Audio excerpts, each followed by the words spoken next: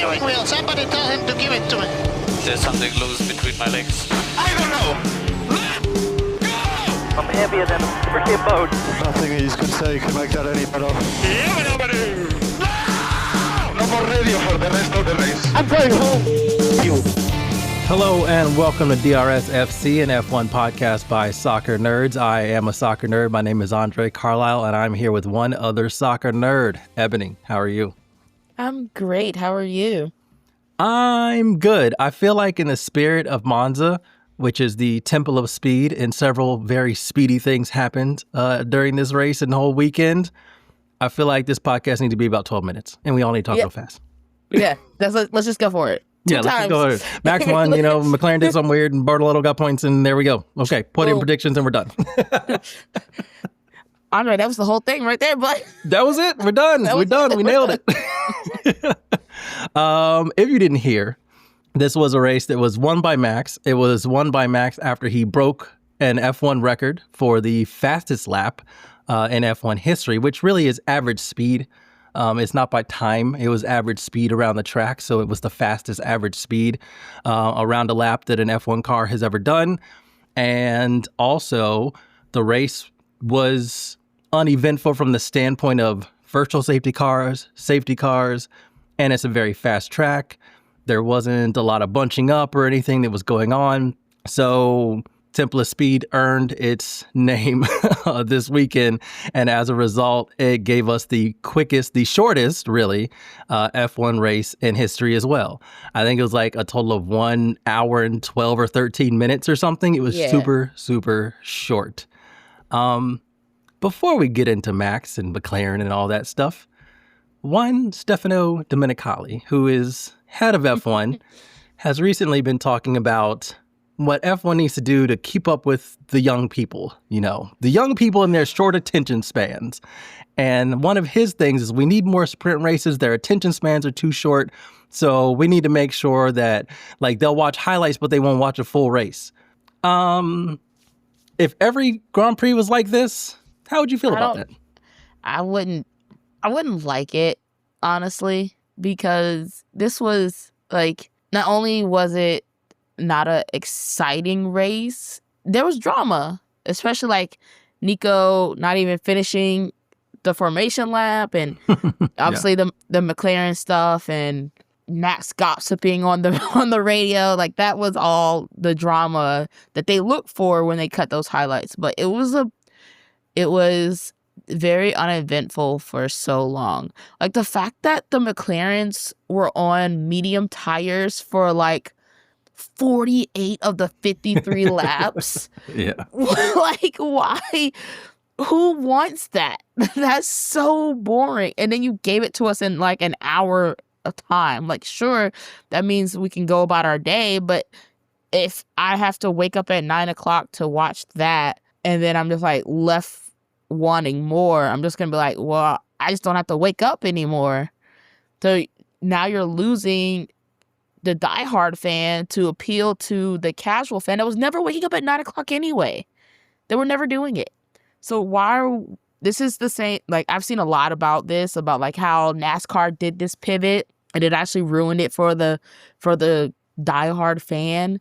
And now you're seeing F1 kind of try to tailor to a Gen Z attention span, and it's just, you got to stick with what you know. And the fans will come if you have a good product, and you're not even producing that right now.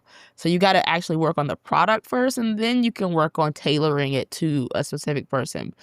But don't mess with something what's not broken.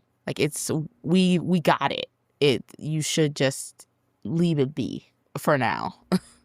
Yeah, I think that's a really good point, because one of the problems that we end up having with F1 these days is that it's really hard for cars to be near each other. And when they are near each other and make contact or whatever, somebody gets a 10-second penalty. You're never allowed to just race side by side, have a little, rubbing his racing moments or whatever. You rarely get those anymore. Even in this race, we had multiple 10-second penalties.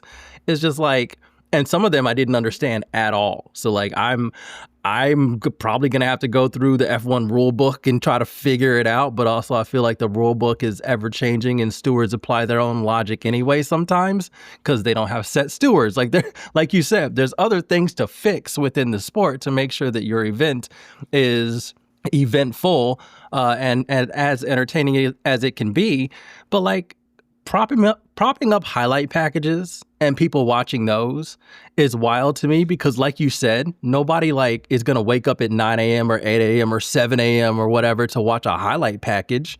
And those are very famously just free on the internet. Like they just come across your timeline and you watch those. That's not what you ever want your races to be. You want to build them up as big events. You want people to follow the drama of a race weekend, you know, who crashed in practice or whatever, like what happened, who's figuring out their car. Like that stuff is interesting for people who are going to get into the sport. But like some sports just have to like you can't, you know what? So a lot of people who run sports these days are trying to turn their sports into a pick me, right? The pick me mentality. This is what's happening where they're just like, I need your attention. You're not going to get everybody's attention. That's fine. Be what you are because the people who love you and are like really into the sport are there for the drama of it all. They're there for the nerd talk. They're there for everything that can happen throughout a weekend from practice to qualifying to the race. Like that's really engaging and interesting, but that ain't going to be engaging and interesting to everybody. And when you try to pander to everybody, you pander to nobody. And that's the thing that I don't think they're understanding, trying to be this pick me version of everything. And it's getting a little bit out of hand. I mean, we can even bring it back to soccer. Like everything that happened over the weekend with Trinity Rodman and Ben Shelton and the NWSL. I know the NWSL posting that like 14 times about Ben Shelton celebrating and then giving him a mic on the field after the game. That's pandering. And you know who liked it? The three Gen Z poppy girlies that were just like, ooh, cute. But everybody there that was there to watch a game or watch the product on TV, we were like, how about you fix your reffing before you bring a boyfriend onto the field because you wanted to give him the chance. Well, he did that someone brought up a great point. She asked him a question in the press room. Yes. You correct. brought him onto the field, Exactly. gave him a mic to put him on national broadcast Yes, that would be a major difference, right? Like everybody wants to be the it girl, the it product for the moment. But when that moment is done, you're left with just nothing. You have no product to actually show people like what you represent. You're telling me that Ben Shelton represents the NWSL. You're telling me that highlight packages represent Formula One. Right. Yeah. You're like it there, and a lot of people are going through this change of like, how do I appeal to the internet? And I'm like, well, guess what? The internet's not forever. I mean, it's forever, but eventually censorship happens. And you have to take it off of line. And it's fickle. It's so fickle. Right. They're doing a bad job. You can't even tell me that McLaren easily could have taken those tires to all 53 laps and just taken the penalty and still been in second and third. I wonder if they ever thought about it. I bet it was on their mind because that's what it was like. I was like, oh, they're just going to take the penalty. They don't care. Yeah, what is that penalty? The one thing I will say, and I'm not going to get in on it because this is an F1 podcast, not a soccer podcast, but we do say that we are soccer nerds, so you're going to get some soccer in these episodes. If you didn't know, now you know. Ben Shelton and Trinity Rodman are 22 and 23 years old. You want to know? I'll just say this. I ain't with the person I was with when I was 22. That's all I'm going to say. All right. Like a lot of people are doing a whole lot with this relationship. And I get it. It's two high profile American athletes. I got you. But let's take it easy a little bit because next week this thing could be over. Thank you. Somebody has to say it. I'm just saying, I don't know nothing. They look happy. They look in love. That's great. That's fantastic. But I'm just saying, relationships at that age tend not to last. See what happens. Wishing them luck.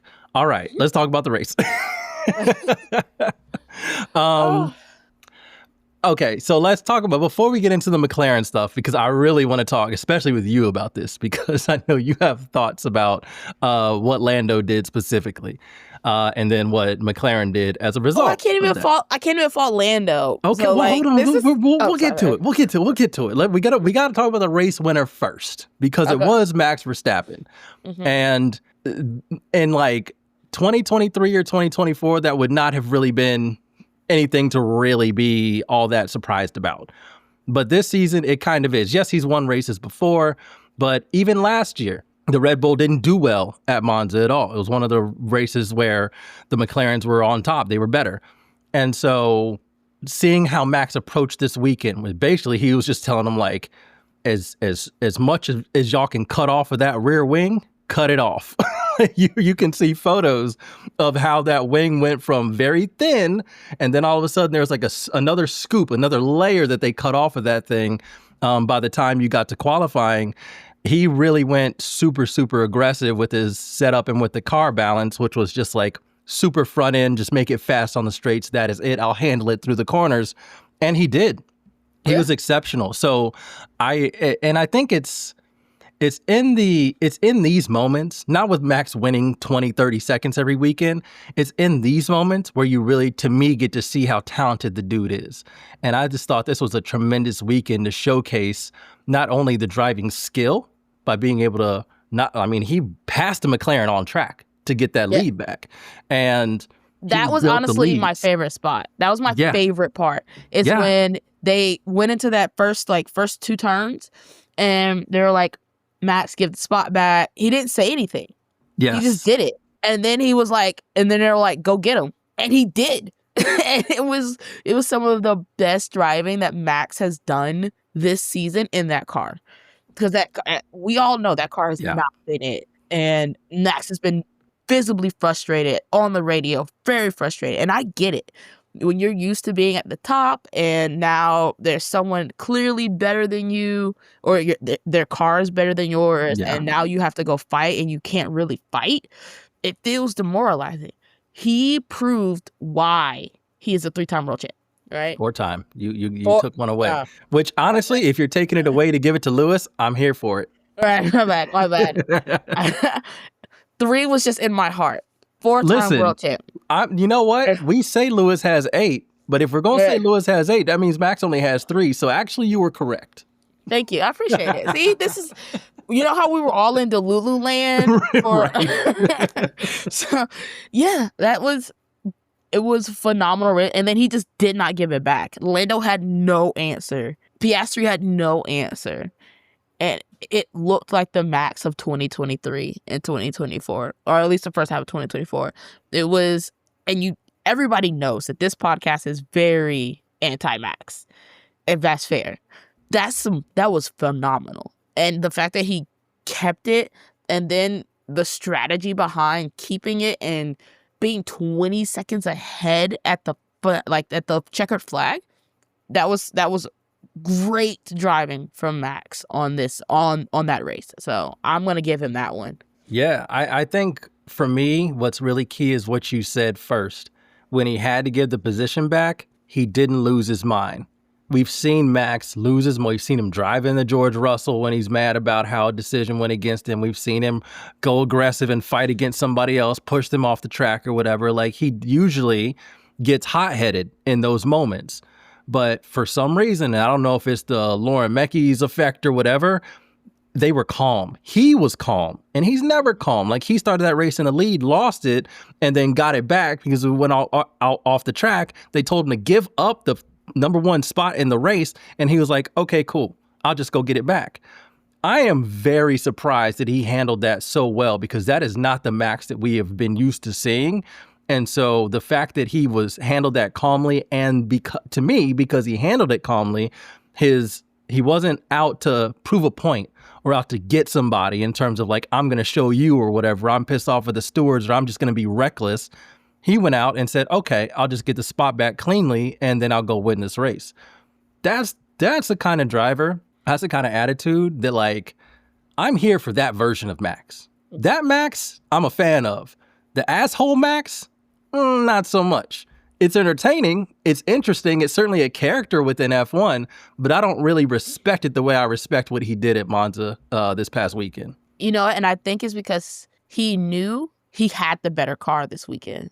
That's fair. And he was, and there were like you know, in the end of 2024, early 2025, when he was having his temper tantrums and all that stuff, it wasn't clear that he had the better car. He was being outperformed and outraced because he just could not keep up. And now he was like, "Oh, I'm the one they have to beat, and they know that.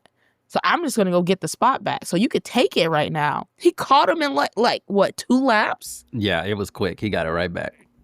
Right Clean back. too. Just smooth. And I was like, he knows. He knows. That's why he did not fret. And I think it is the confidence that he has in having a new principal. He's like, you can go do it. You don't need the crying. You don't need any of that. Just go do it because you are a 4-time world champion. Yeah, that's actually really a good point, because I think Christian Horner is always feeling aggrieved. Like it's always victim. It's always you're against us. It's always I have a point to prove, or I had like that stuff seems to be more important than the race or the spectacle of the race or even following racing rules. Abu Dhabi 2021. Like this is what he does. This is kind of how it works. But when you have somebody who says like keeps it calm and says, okay, you're faster. You've been faster all weekend. You can afford to give this spot back and then go and get it back on track in a clean way. Go do that. That's great. And I think while you were talking, because like I was thinking in my brain about Max, why I like this version of Max so much. And I think it's like this with a lot of athletes that I have, like, and pretty athletes and people in real life, or two, to be honest. Anybody can be an asshole to me, like, right? Like, it doesn't take much to be an asshole. Like, yes, you can be a talented person who's also an asshole, but anybody can be an asshole. I respect people who are talented, aren't assholes. Rely on their talent, use their talent in good ways. That's why I love Lewis so much. He can be an asshole, but fundamentally to his core, he is not an asshole. But this is what I like about this version of Max. If anybody can be an asshole and you choose to be that, you're not really choosing to be anything special, right? And this is why I liked what he did this past weekend, because this, to me, was special. His entire approach in terms of telling the engineers, nope, more wing, cut off more wing. I can handle it. I promise you I can handle it. And he goes out, puts out the fastest ever lap in terms of average speed, overtakes a McLaren on track at Monza, and wins it by 20 seconds. That right there is really, really, really impressive. Well, first, let's talk about what happened at the beginning of the race, which was Hulk not starting the race. You mean before the race even started? Yeah. I'm very confused about, he started the formation lap and then they're just like, retire the car. And I'm like, but what happened? Like, and then was it Hadjar had to start from the pit? Yeah, Hadjar had to start from pit lane. Yep. Someone else started from the pits too, right? I think so. I'm trying to remember because I think there were 2 drivers that they said were going to start from the pit lane, and I can't remember the other one. But yeah, I know Hadjar did because he got up to P10. Either way, Hadjar going from pit lane to P10, still in the points. Great weekend for him, especially because the Racing Bulls kind of not making it out of Q1 is kind of odd at this point, including Lawson. Like, he's been not having terrible races, but he's not been 1,000% good. I just don't want Hadjar to continue to do good and then end up in the Red Bull seat. So please don't do it. Don't break my heart. Right. Yeah, that was something that I really, really, really hoping that whoever's around Hadjar can let him know that is not the life that he wants. You see Yuki struggling, and Yuki's stock has plummeted since being in that seat. Ebony, I'm mad at you. What did I do? You're on this podcast, and the whole point of like your entire existence on this podcast is so that we don't forget about Alpine. It was Pierre Gasly who started in the pit lane. Alpine driver. How did you not know that? Because they're hurting my soul. And then Gasly resigned, and I'm like, what are you doing? Yo, that's a wild decision. Great. I feel like Flavio had them goons show up to his house and be like, hey, you're going to sign this piece of paper, because it doesn't make any sense. That dude is talented and too talented for all the question marks around Alpine. I don't get it. I've like, I know I still have to listen to our 2026 reg episode, and I'm just flabbergasted because if Alpine cannot get up to the par of the 2026 regs, Gasly, what are you doing there? Yeah. Yep. Like, Aston Martin will be available for 2 drivers in 2026. And 3 years.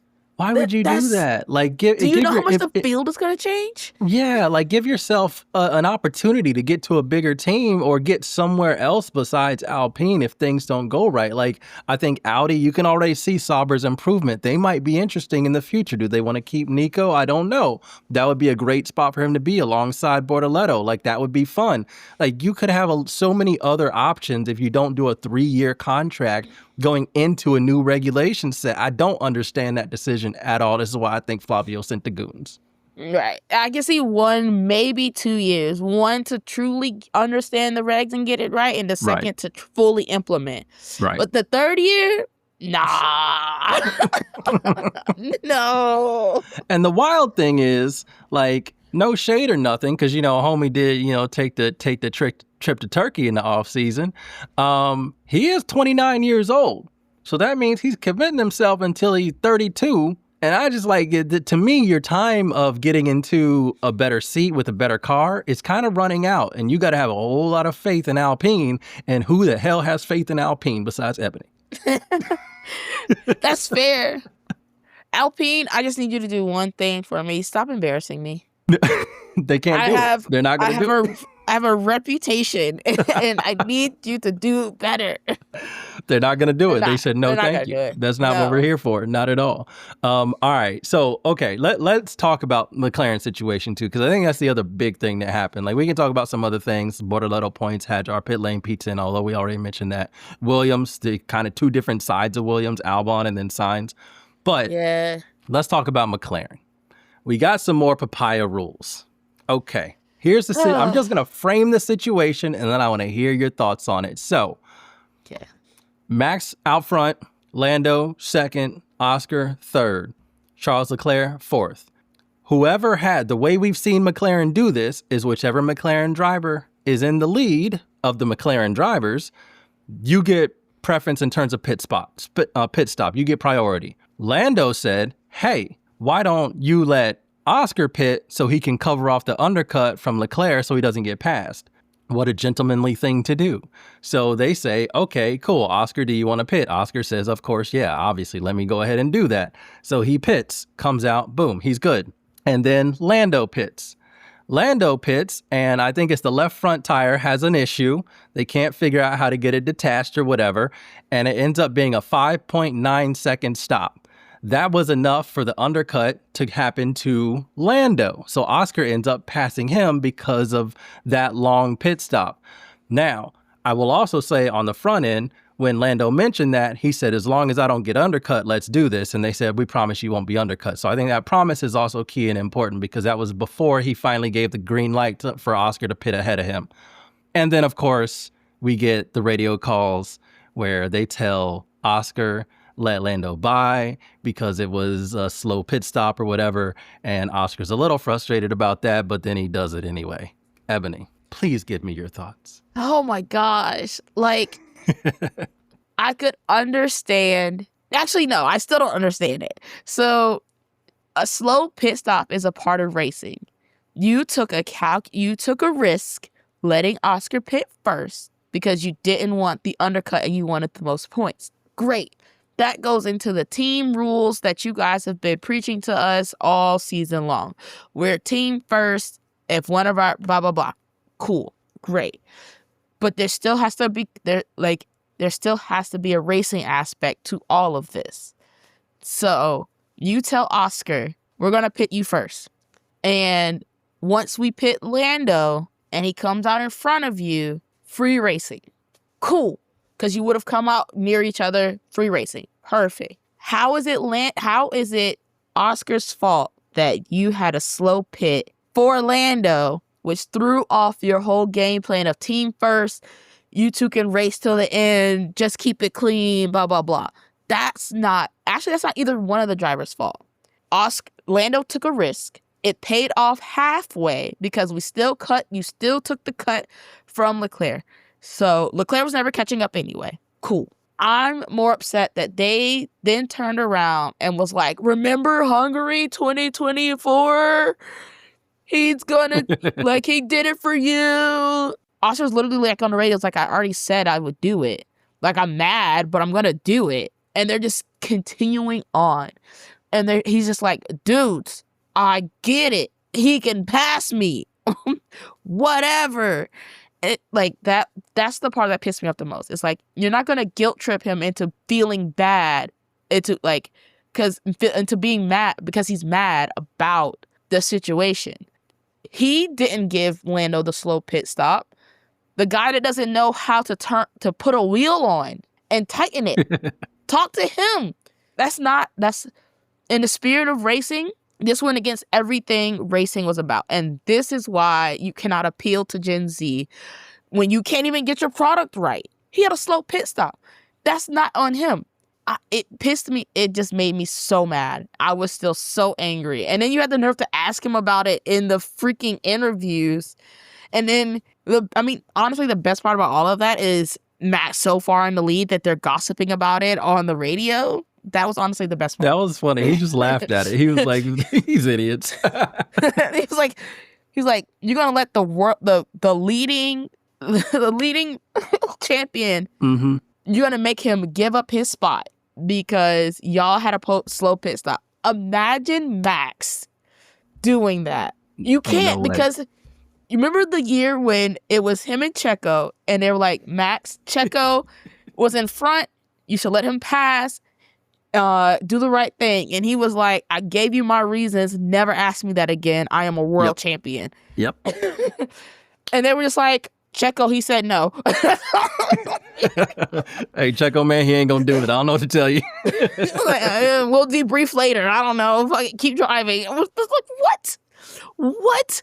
Imagine Lewis Hamilton turning around and, actually, Lewis has done that before. So I'm not even gonna... I can't even put him in that. But imagine if they were like this close to a championship. Yeah. 20, yeah. What was it? At that point, it was like, 30 points maybe? Yeah. Yeah. And you tell Lewis to let whoever his second seat was, let him by because he did it for you once in 2024. It's like, so this is a whole new year, a whole new series. What are you talking about? Lewis would literally turn off the radio. I did hear somebody say he should have just unplugged the radio and be like, "Oh, I couldn't hear y'all. I'm sorry. I'm sorry. I don't know. I don't know what happened. Y'all need to check that out for the next race." Water. Right? I don't know. Sweat was in my eyes and I couldn't hear you. Right. Sorry, I don't know. It was in my eye and then it went because we're going so fast. It went and got in my ear and then I couldn't hear nothing. Like I don't know what to tell you. Right. All right. So If you're thinking if you're thinking a team game, I get it and I understand the switch. Right.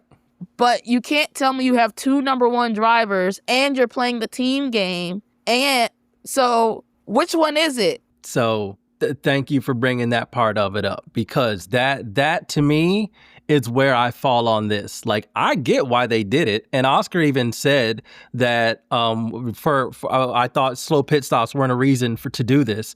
And technically, it wasn't just a slow pit stop. It was really a malfunction, just a human error, which, I mean, that's kind of what causes slow pit stops in the first place. Yeah. So I don't really understand what the difference they're making, but okay.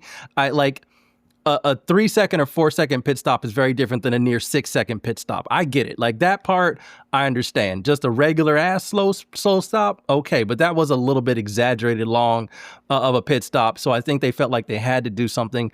I also felt like because Lando's had that engine problem and had to retire from the previous race, I wonder if they would have done that if that wouldn't have happened the previous race, if his engine wouldn't have gone out, because they may not have been feeling the pressure to make that decision so that Lando didn't feel like he's got the worst luck in the world. Here's my read on this entire situation. McLaren want to do what McLaren going to do, okay? This is what they've chosen to do. This is how they've done it. Okay, whatever. We just have to deal with it. We'll laugh at it. We'll mock it, whatever. It's going to be what it is. To me, though, this whole thing tells me Lando Norris is a number 2 driver. Why? the hell are you giving up priority and pit stop for your teammate? Last week, your engine just blew up. You lost a race win because of that, right?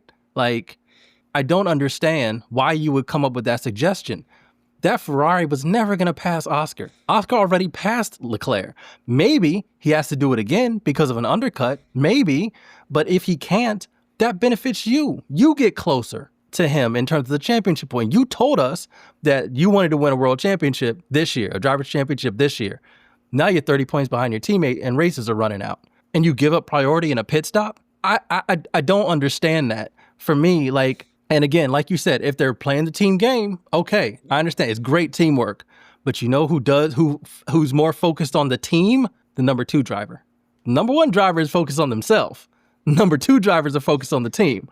To me, Lando Norris just made himself a number 2 driver. Oh, see, I was going with Lando made himself the number 2 driver because I feel like with this request, it shows that they want Lando to be the number 1 driver because they want them to race to the end. And they think that overall, Lando could come back and catch Piastri. So that's what I think them making this request means they think Lando is going to be the ultimate winner and the number 1 driver. But I like your thinking. That, but it sounds like Lando don't want that. Right. See, I'm like, that makes so much sense because I was like, first of all, it was shocking to me that they were like, Lando come in first. And he was like, no, let Piastri go first because we want to preserve. I want to check the tires, make sure we're good, blah, blah, blah. And I'm like, huh? Dude, put the tires on and go. Go. You have a championship to win. What are you doing? So that's what it told me. That's what it told me because that is a decision I don't see anybody else making. And anybody else who would make that decision, again, to me, is a number 2 driver and comfortable with it. And again, ain't nothing wrong with it. Some teams, especially really strong teams, need really strong second drivers. I get it. McLaren is going to probably hit the 1,000-point mark at some point this season. Maybe, because of their 2 drivers in their car just that dominant. It takes 2 drivers to do that. But in terms of the power dynamics in the team, to me, at least from the outside looking in, given this weekend, it really looks like Lando said, all right, Oscar's that dude. I ain't really got nothing for it. So can we now look at this as like a power struggle between Lando and the team? Because if we go by your logic, Lando is okay with being the number 2, but the team is not. Based on what we've seen from them even over the course of 2025. So now it feels like Oscar's in this weird limbo spot of like, I know I can be the number 1 driver, but that's not what the team wants. But if we're playing the team game, where do you put me? And I said that puts you in an Aston Martin, but I mean, maybe. But this is where everything that they've been trying to do with this has been so risky. Drivers are kind of going to be what they are in terms of, their talent, how they show up, and Oscar's trajectory. Just his improvement from last year to this year has been so tremendous. Like, Norris used to have a clear advantage in speed. Like, if Norris got the car, got it set up right and everything, gone. He's going to be 3/10 in front of Piastri. Like, that's it.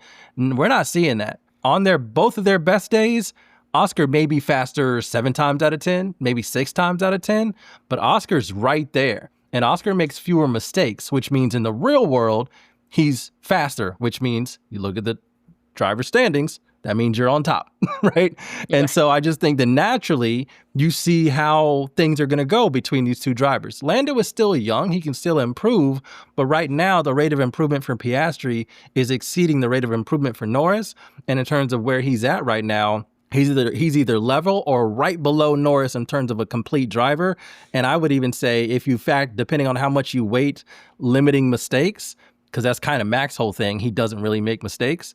In terms of, and also being as precise as he is, to me, that means Piastri is the better driver. And to me, you just got to let the trajectories of their career and skill and see what happens. And I thought that that's what McLaren were kind of doing because they kept saying early on, like, these drivers, they're going to come together on track at some point. Like, it's going to happen and we have a plan in place.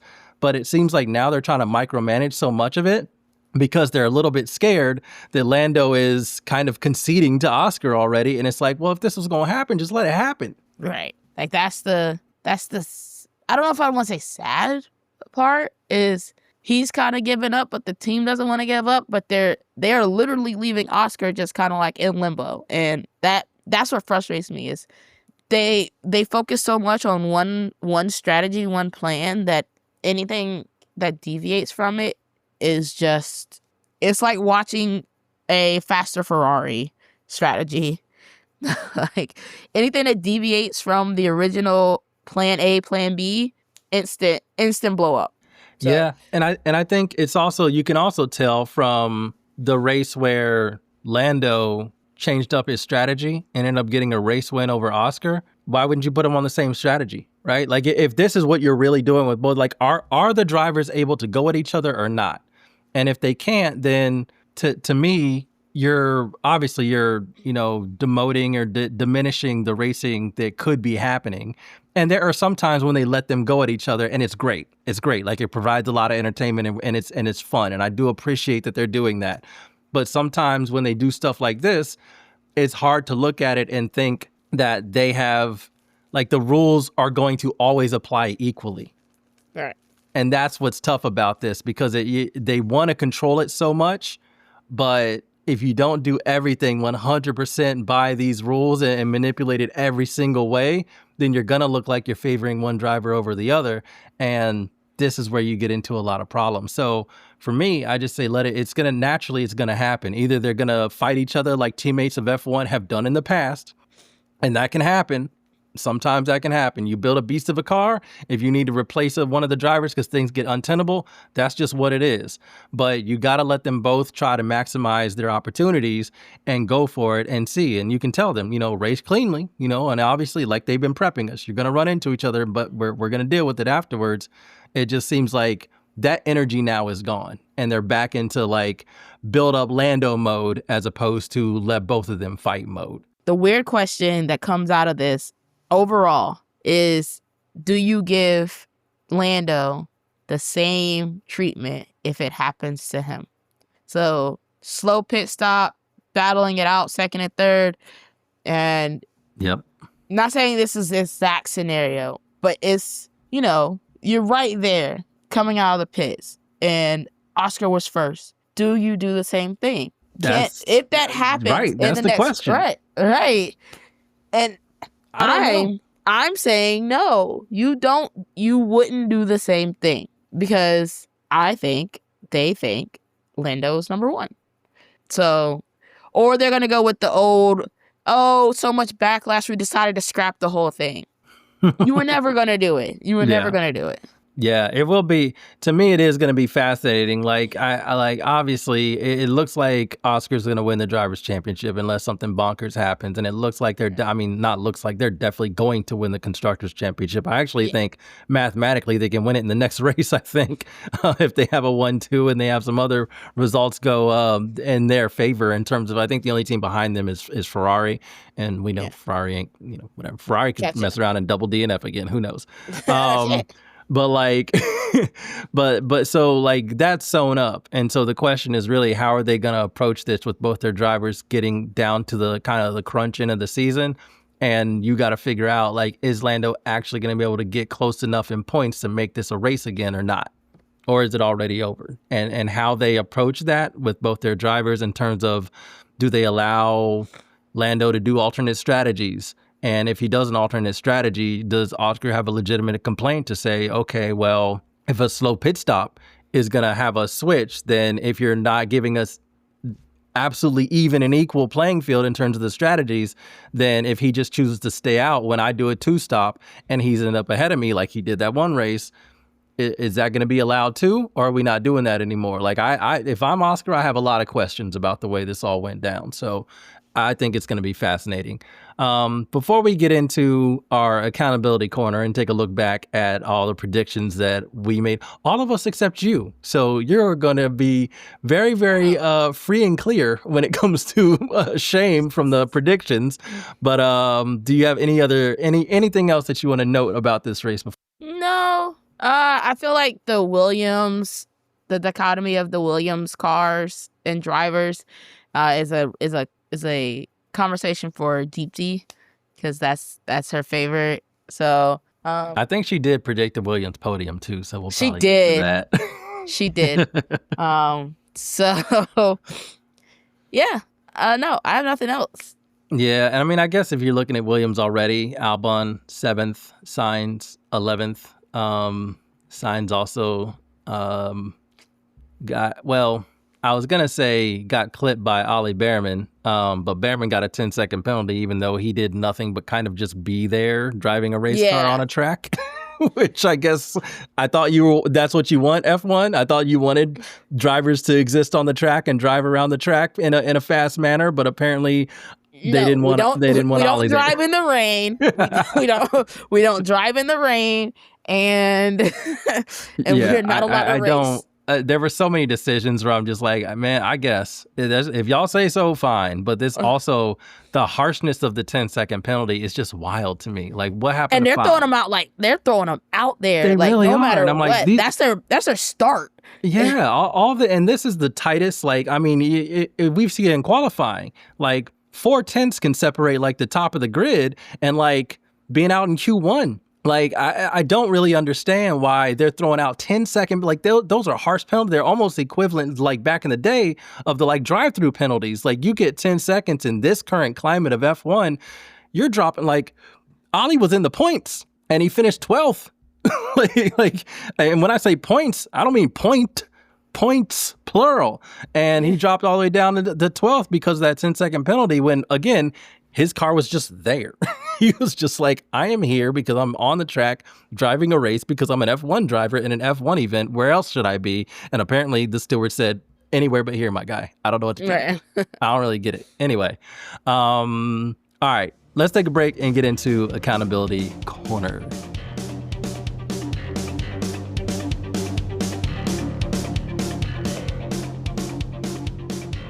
All right, Eboni, you get to laugh at all of us because, and I guess this is just, unfortunately, this just encourages people to not put in predictions, but you know, it's all good.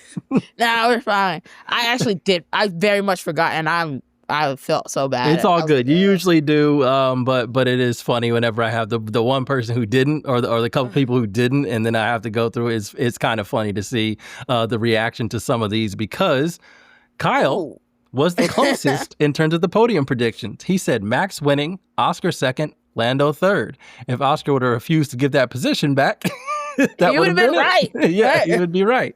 The rest of us got real delusional with it. Donald said Lewis, Charles, and Oscar. Woof. Nope, that wasn't right. Deepti said Lando, Charles, and Alex Albon. Yikes. Okay. Which also very much did not happen. Let's see. Meg said Pig Delulu. She went all Italian with it as well. She said Charles, then she said Lewis, and then she said Kimi Antonelli. Yeah. I see you just shaking your head. Like, sure. All right. I didn't have it in here because I deleted my prediction for some good reason. Oh, I didn't even write it down. That's why. Y'all might have to just go back and listen to what I predicted, but I'm pretty sure I predicted a Oscar win. I think Lando second, and then I think I went Charles because I thought a Ferrari was gonna get on the podium at Monza because they tend to do well in the Italian races, and that did not happen. We also predict constructor scrap. Most points, least points, non-McLaren division because they have the most, and that's obvious, and non-Alpine division because they have the least, and that's too obvious. So let me look at the standings real quick because who actually did have the most points non-McLaren division? It might have been Red Bull. They had 25. Ferrari got 20. That lone win by Max was enough, which is why they never cared about their second driver anyway. Because like he gets us all the points, everything's completely fine until it wasn't. And McLaren showed up, but so Red Bull will be the correct answer there in terms of most points. In terms of least points, you can kind of have your pick, I believe, because obviously with Haas was none, Aston Martin, and nope, because Kick Sauber got 4 points. So yeah, My guy Bortoletto. Mm-hmm. And Racing Bulls got 1 point because of your boy Hajar going from pit lane to P1 or P1, P10. That would be hilarious. Technically, the answer is Aston Martin because their drivers finished 18th, 19th. Jesus, Aston Martin. Wow, Kyle. Yep. All right, let's get to it. Let's get to it. Kyle. So Kyle said crazy. Most points, Red Bull. Absolutely nailed it. Least points, Aston Martin. Kyle, what are the lotto numbers? Right? He also said no way Lance stumbles his way into points, and he was completely correct. He didn't say anything about Alonso, but Alonso had to retire from the race, so that's 0 points for him automatically. Yeah, Kyle, come up off those lotto numbers, homie. Share the wealth. Yeah. Share the wealth. All right. Donald was just wrong. He got Haas. Haas least points. That was a good pick, even though it hurt my heart at the time. I had Ferrari in all caps. I was very wrong. Least points, I did say Aston Martin too. So there we go. None of us having faith in Aston Martin. Deepty said most points Williams. Even if Albon would have got on the podium, it still wouldn't have been true. But least points, she also went with Aston Martin. So, okay, a lot of Aston Martin haters among the group for the last preview. Megan said most points Ferrari and least points Haas. So got the Haas part right. And then Zumi and Gloomy Boy predictions. Zumi Boy, this is where Kyle no longer knows the lottery numbers because he said Yuki. And Yuki was not 13. Zumi Boy. No, he didn't have a fun race. No, but you can say that about a lot of races for Yuki of late. So yeah, I felt bad. He was like beefing with Liam Lawson, and I was like, "Oh, that's not where Yuki should be. You shouldn't be doing that. That's not good." I'm scared. There was a point where he was like battling in the 10th, like in the 10th position, and then he just kind of like let it go, and I was like, okay. It was bad. I actually heard that his fastest every driver's fastest lap, if you put him on a chart, he was second slowest. That's concerning. That's real problematic. I think Colapinto may have been the slowest overall, but I'm not sure. But I know he was second slowest. His fastest lap was the second slowest on the grid, which is just really, really, really, really not good. Donald, Zoomy Boy, he said Lewis Hamilton. Nope. Gloomy Boy, he said Esteban Ocon. Little bit of a Haas hater. He was kind of right about that. He was right about that one, though. He was correct. Ocon did finish 15th. Not great. He said channeling his inner Stroll, and that's very accurate because that penalty was hilarious. Yeah, that is not bad. So shout out to him for that one. I think he got that part of it right. Definitely did not get the Zoomy right. I had Ollie Behrman as my Zoomy boy, and probably why I went hard against that penalty because he would have at least been in points. So I'm sad that didn't happen. So probably not the Zoomy boy. Gloomy boy, I don't even remember who I picked because I did not write it down. So go me. Let's just say I was right. How about that? No, I think I said Lance Stroll because it's cheating. But I felt like it was going to be him. Deepty said Carlos Sainz, Zoomy boy. Nope. And Gloomy boy, she said Helmut Marko. Always. Unfortunately, though, because Max won, he's not gloomy. That's the part that hurts, right? It is. Ebony, let's get your actual Zoomy boy and your actual gloomy boy because I'll replace I'm going to stick with Lance Stroll as my gloomy boy, but I need to come up with a new Zoomy boy. So who you got? Who from the race? You're Zoomy, you're gloomy. I'm going to give Zoomy to Max. Wow. I know, I don't think right? that's ever been done on this podcast before. Max had just a fantastic weekend. He even got to finish the weekend laughing at the expense of another team. Full villain mode. So that's my Zoomy. My gloomy. Are we renaming it the gloomy from the Checo Perez since he's back on the grid? Oh yeah, where it's the Lance Stroll Memorial Gloomy Boy Award. So maybe just like we do with most points and least points, where you can't choose like the most obvious answer. Maybe we gotta exempt Stroll from being chosen, which means I should exempt myself from choosing him. But yeah, it's the Lance Stroll Gloomy Boy Award because he just wants to dance. Nah. I think my gloomy has to be Oscar. Because he never quite could catch up to Lando this race. And when human error gave him the opportunity of a lifetime, they took it from him. So it just feels demoralizing when nothing's really breaking your way and you finally get the break and then they go, actually, JK, we're going to take that back from you. But go racing because you already weren't catching up to him anyway. So go racing. It's like, oh, okay. Yeah, that is interesting. Yeah, we already talked about that, so I'm not gonna. But I see where you're coming from. I did that. He was frustrated in the car and certainly after the race, so it is going to be interesting at some point to see if that changes his behavior the next time he's asked to do something. If he's like, I'm done with favors. Actually, I want to go win a driver's championship. You know what? You can say I've already repaid it because you brought up Hungary. Yep. This was my return. Yeah. Fair game. We're all square now. It's all good. Right. We're all good. Okay. I've been thinking, and I think I haven't been able to decide on one Zoomy boy. I think Max is a great shout, obviously. But you already took him, so I'm not gonna copy you. I'm gonna give it to two drivers though. Okay. One, Gabriel Bortoleto. Mm-hmm. My guy is balling. Yeah. He is balling. After Helmut Marko saying he wasn't nothing special, he's been consistently out qualifying Hülkenberg, and he's getting that Sauber into points. He's been tremendous. Hülkenberg actually had a podium, and if you look at the points gap between the two now, I think it's like 19 points or whatever. And that's with, like, you get 15 points for third place, right? So, he's already about to cut into that podium like point advantage that he had, and we'll see where they end up in terms of points between the teammates by the end of the season. But Bortoleto looks like he might get him, even though Hülkenberg got a damn Sauber on a podium. It's bonkers. But yeah, Bortoleto's been super consistent and super good. And I'm also going to give it to Charles Leclerc because something got into that man.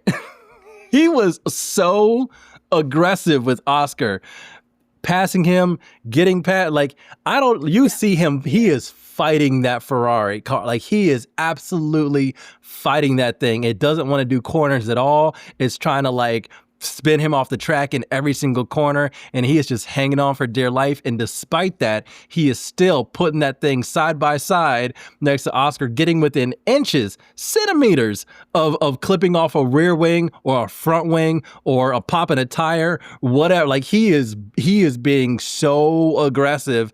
I think maybe a little too aggressive. There are some times where he definitely moved the car in a different lane when you're braking, which is moving under braking, which you're not supposed to be able to do. He is very much defending hard.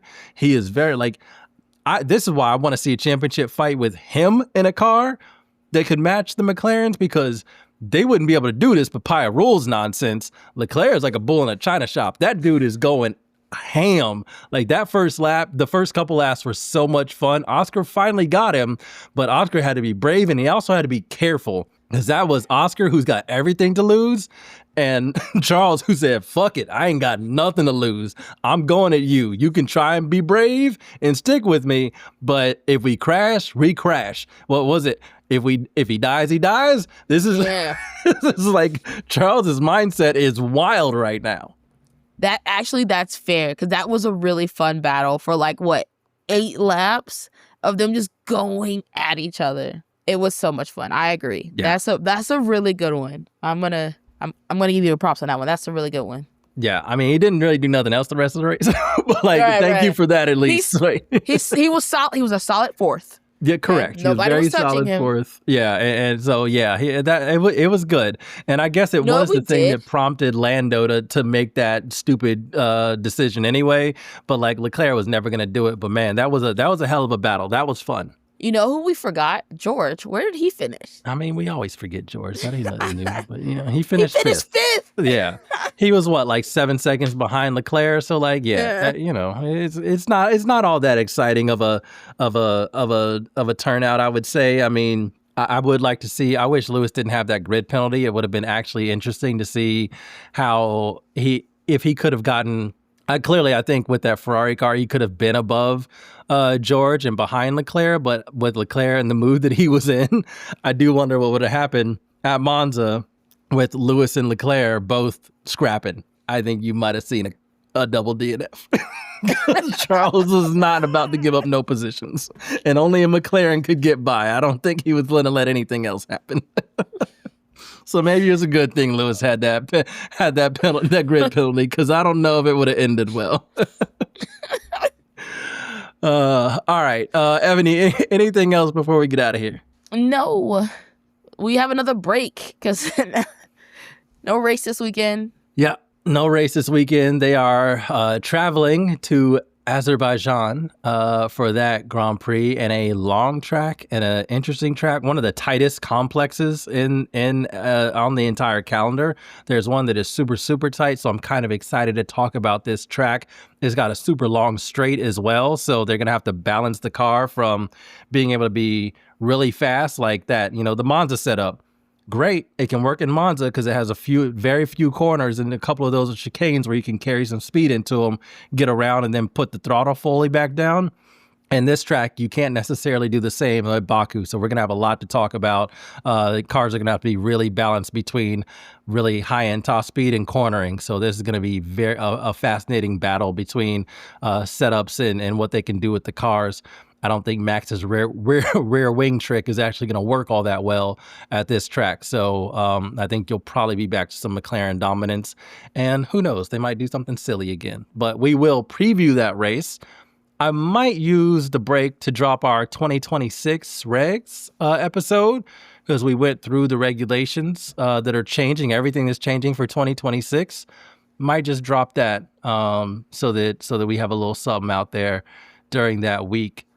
We went deep. We went deep on the reg changes and what we think, and we got real nerdy with it because we are indeed soccer nerds. So we lived up to it in F1 talk in terms. A whole lot is changing next season.